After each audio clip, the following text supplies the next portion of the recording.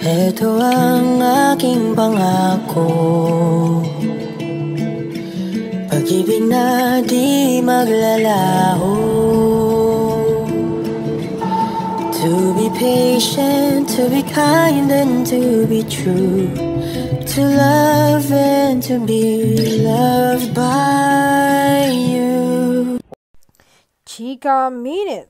Sa isang panayam, sinabi ni B na walang nagbago sa relasyon nila ni D.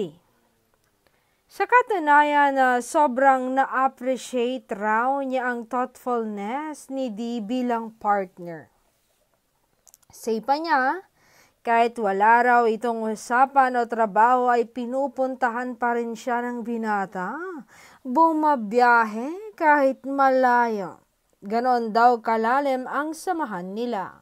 Say naman ng mga Quebetzers, iba na raw ang pag-aalaga ni D kay B. Ang gesture raw nito ng aktor ay mas malalim na kumpara sa dati. Tila raw obsessed na ito kay B. May mga nangiintriga pang natatakot daw itong masingitan ng ibang kelot kay B. At sinabi pa ng Quebetzers, talagang mahal niya talaga ang dalaga kasi todo effort ito.